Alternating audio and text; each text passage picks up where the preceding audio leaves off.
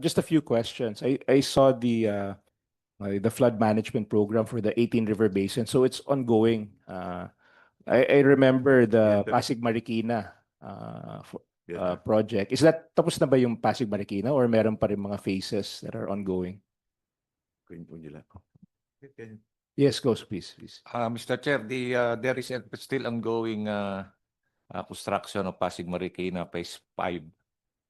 And also the upstream, there will be a proposal to construct 3 dams there upstream.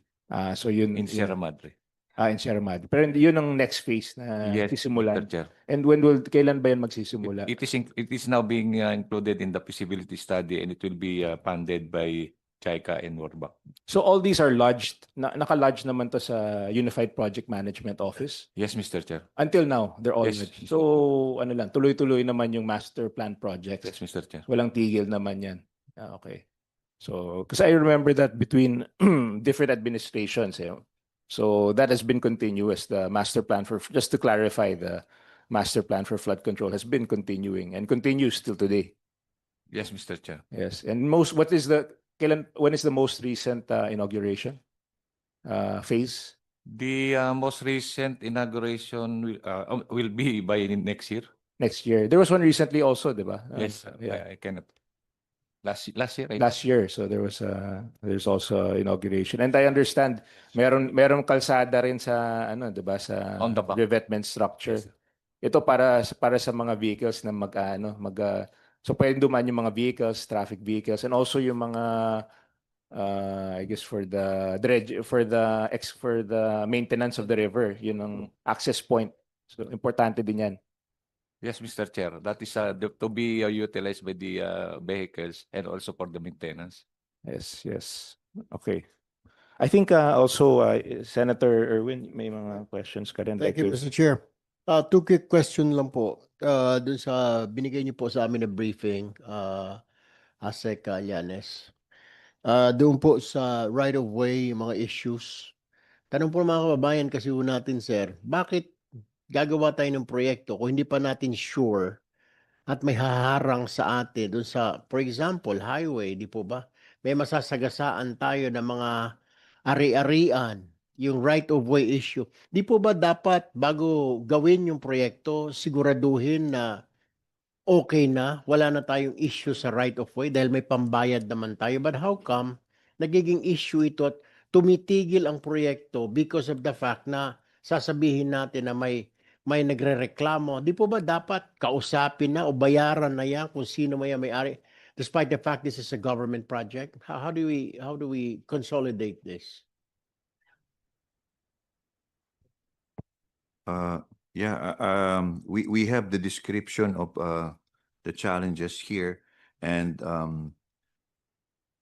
it says that the budget that we're receiving are limited in terms of for payment of right-of-way, Mr. Chair, and there are other reasons that were enumerated here that I was not able to identify.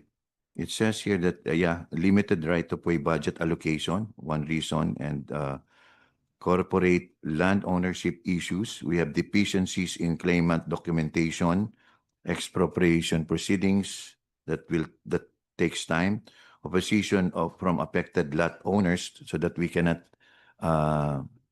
come in to the area of the project, Mr. Chair, and pending permits, utility line obstructions, and resettlement of informal settlers. Those are the issues, Mr. Chair, that we encounter in. Kaya nga, Mr. Chair, Assistant Secretary Llanes, my question is, bago po natin gawin yung proyekto, di po ba gawin yung kalsada, what have you, bridge, di po ba, hindi po ba pwedeng siguraduhin natin na wala ng problema para tuloy-tuloy yung trabaho natin? Kasi mamaya baka daanan natin lupa na ito, magrereklamo yung may-ari. Pagdating doon sa dulo, may problema na naman. Hindi po ba po pwede para dire-diretso yung, ito po nakikita ng problema ng mga kababayan ho natin na naantala yung project because of this right-of-way. Kasi nasabi ho ninyo kulang ang budget. Ang punto naman ho ng mga kababayan natin, dapat kinausap na muna natin, magkano bang gusto mo dyan? Ito lang pambayad namin. Hoy, ikaw, susunod na may-ari, dadaan kami dyan. Kailangan government project ito, priority project. Di po ba dapat kinakausap na po muna lahat yan para dire-diretso po? Kasi naantala po Mr. Chair, Assistant Secretary Llanes. Yes, sir. We strongly agree with what you mentioned, Mr. Chair. Particularly for foreign assisted projects, that is actually the principle. In fact, these are the requirements of the foreign funding institutions, Mr. Chair, that you have to come up with a resettlement action plan, for example, and you have to compute everything and identify the payables before you proceed with the project, and that's a requirement, a matter of requirement. So all of this has to be taken care of and cleared first. But if we lack in enough funds to pay these affected people, affected persons, the properties, even yung mga structures po, that we value all of this, and then we have all of these items computed in the resettlement action plan and supposed to be paid. But if we lack the fund to pay them, then that could be a reason for delay, Mr. Chair. Mr. Chair, I'm sorry, this will just be quick. Mamaya na lang po siguro, Mr. Chair, siguro sa second round of questioning, I have to further discuss regarding this right-of-way issue. Pero mapunta lang po tayo. Meron po kaming natalisod na tulay dito po sa may Quinta, sa may Quiapo. It's called the Pasig Esplanade Bridge, footbridge. Ako po lagi nagsisimba sa Quiapo. Ito po laging binubulong sa akin, nirereklamo ng mga nagsisimba sa Quiapo. Hindi ho matapos-tapos. 2019 pa raw ho ito ginawa. Hanggang ngayon, halos nangangalahati pa lang. It's called the Pasig Esplanade Footbridge. Ano ho ba ang problema rito? Is it kulang po ang pondo? Sinasabi naman, overpriced na nga daw po Mas mahal pa ito dun sa in-inaugurate ng dating Pangulo na Binondo Intramuros Bridge. Ito, walkway lang po ito para sa mga tao na parang 2 lanes lang na kalsada papunta doon sa kabila from Quinta Market going po doon sa may LRT, sa may ferry station sa kabila sa Loton, pero hindi na po matapos-tapos. Ano raw po ba ang dahilan bakit hindi po matapos-tapos itong tulay na ito hanggang ngayon? Kalahati pa lang, 6 years na, 2019, 2021, 6 years na po hindi pa rin matapos-tapos. Ano pong explanation dito, sir? Mr. Chair, if I may be allowed, from what I remember. Yeah, Yeah. tama. Kayo po yung RD po ng Yeah. LTR dati, no? Director Yes. ka Ayusi Carlas. Go ahead. Yes, sir. Sir, this project was actually started sometime in 2017. Ano po yun eh? It's a interagency project. DBM being the lead agency. And the agencies concerned are DBM, DNR, Pasig Rehab, DPWH, MMDA, and LGUs.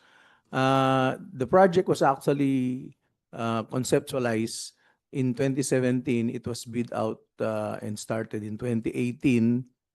And one of the components of that project is the bridge that you were referring to, Mr. Chair.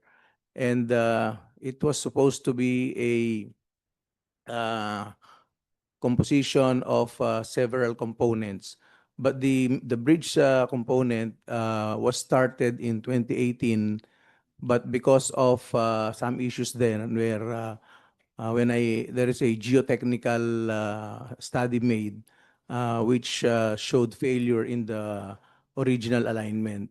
So when that was addressed and a different alignment was followed, the phase 1 of the project started. And the phase 1 was actually completed.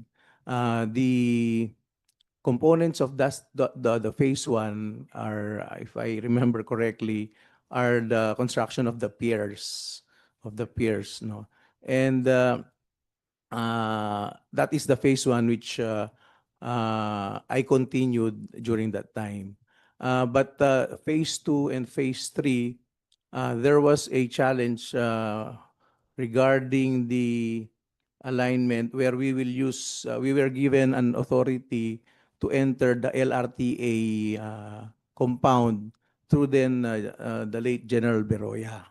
But I believe LRTA has a contract with the ano ba yun? Park, I just forgot the name of the establishment.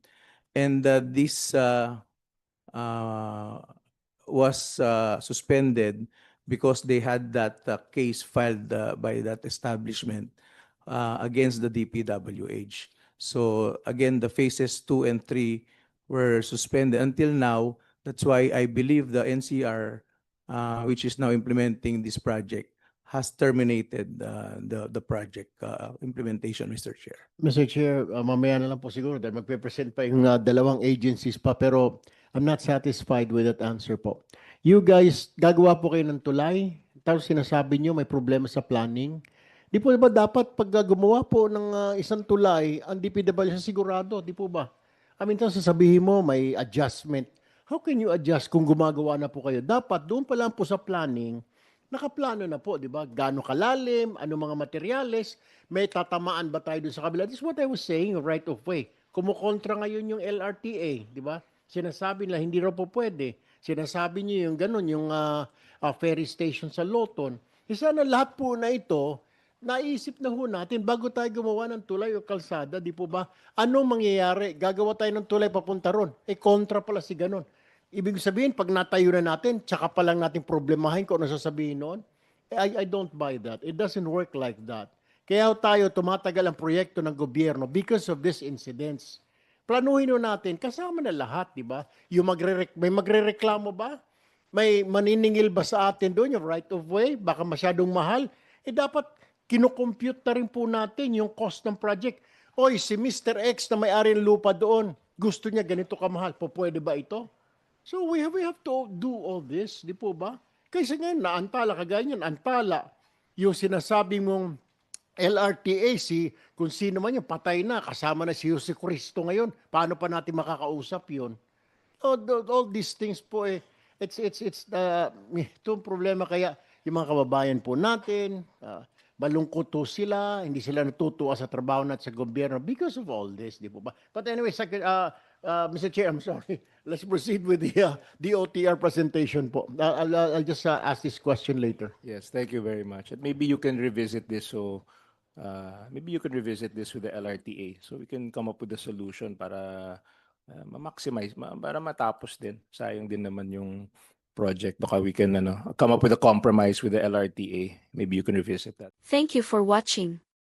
Don't forget to like, share and subscribe for the latest hot news of the press.